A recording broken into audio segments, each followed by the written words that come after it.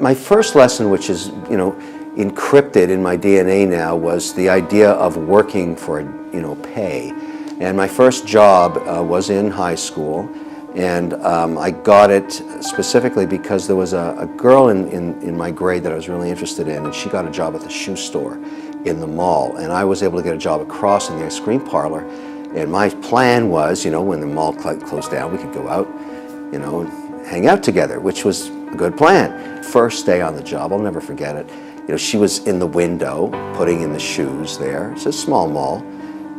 And I was in this ice cream store scooping ice cream. And when people ask you for a sampler, but what happens when that occurs, when people do samples, they take their gum out of their mouth and they throw it on the floor. So all day long, gum was piling up on the floor. So the first day is over, and she said, you did a great job. You sold $4,000 of ice cream, whatever it was. But now you've got to finish up, and you've got to take all the gum off the floor. Now, at that moment, the girl I was interested in was looking at me, waiting to see when I was going to walk out of the store. And I realized if I get down on my knees and scrape gum, I'm in trouble here. This is not a good look. I said to her, look, you hired me as a scooper, not a scraper. And she said, no, I hired you as an employee. You do whatever I say. I own this store. Whatever I say, you're going to do. And I said, I don't think so. If you want to hire somebody to take gum off the floor, that's a different job. If I'd known that, I probably wouldn't take this position. She said, how about this? You're fired. And I went, whoa, what's that mean? She said, it means you get back on your bicycle, go home, don't come back here. I'll send you for your today's pay. And I was so humiliated when I got home and explained that to my mother. She said, you should have done what she asked. And I realized right then, and this is the important lesson, this is one of those pivotal moments. In life, there's two types of people. There's the people that own the store, and there's the people that scrape the shit off the floor. And you have to decide, which one are you? I'm not saying it's bad to be an employee, but she taught me such an important lesson. The humiliation of not controlling your own destiny is evident in that story, because that's the way I read it. I thought, this is horrible. Whatever she says I have to do, I'm not going to live my life that way. I never worked another day in my life for somebody, ever again.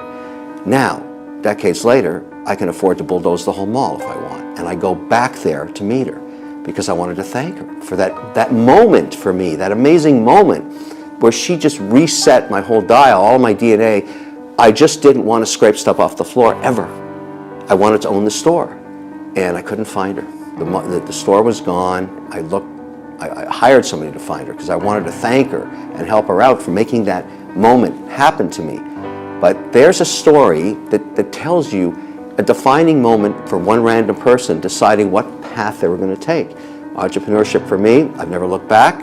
I could probably buy a whole bunch of malls now if I wanted. It's not that important today as it was back then, but that's what happened. I mean, I tell entrepreneurs today, and I invest in so many of them, when I say to them, look, you're starting this journey, I want you to understand something. This is not going to be fun all the time. You're going to work 25 hours a day, 8 days a week, because there's some guy in Mumbai or Shanghai that's going to kick your ass if you don't. And it's forever. And it's forever. But what will happen if you're successful, and you won't see it coming, you'll wake up one day and say, oh my goodness, I'm wealthy beyond my wildest dreams. You'll probably go right back to work, but the point is you created something of tremendous value, and the way it manifests itself to you later in life is it gives you freedom to do whatever you want. My number one message to entrepreneurs, and I teach today, is never pursue entrepreneurship for the greed of money. It has nothing to do with it at all.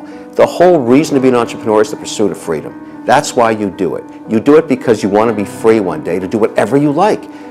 I'm here because I want to be here. I don't have to be here. I don't even have to ever listen to a phone call again if I don't want to.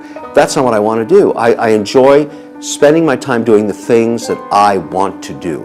And I deserve it because I worked like hell to get here. When people say you don't deserve that, I say bullshit. I deserve everything because I started with this. Everything I have, I created myself, and I deserve what I have. And I feel ferociously about that. And I tell other entrepreneurs, do not be embarrassed about success. Wear it, own it, it's yours and you deserve it.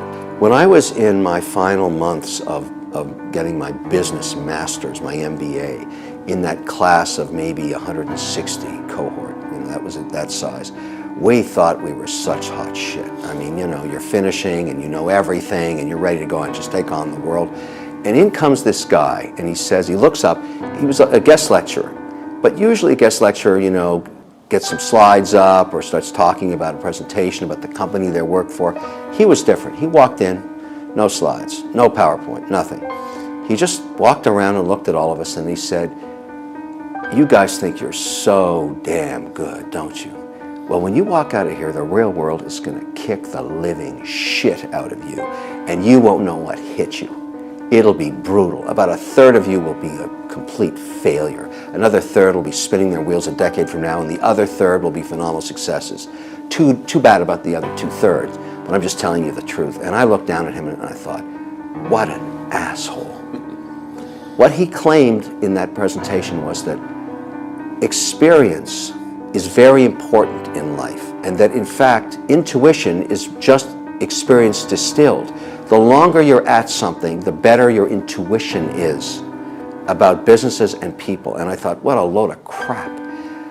I'm that guy walking in those MBA classes at Harvard and MIT, looking at them and saying, you know nothing, and the real world's going to kick the living shit out of you, and I can't believe this has happened to me. But he was absolutely right. And so today, with all of the experiences I've had, all the good, the bad, and the ugly, and all of the horrible things that have happened in the businesses I've invested in, and all the euphoric ones and the amazing outcomes, that experience is distilled to intuition. I can sit in a room with somebody for 15 minutes and know if I've got a winner or not. And 99% of the time, I'm right. So I listen to the gut. I know it's going to work or it isn't. I just know. I'm that good. The only way to get to where I am today is having spent 30 years doing it. It's the only way you can do it. You need the experience that the road traveled gives you. But you start to ask yourself, the real benefit of having it is that you map out next week. I know what I'm doing next week. The schedule fills up, things get booked.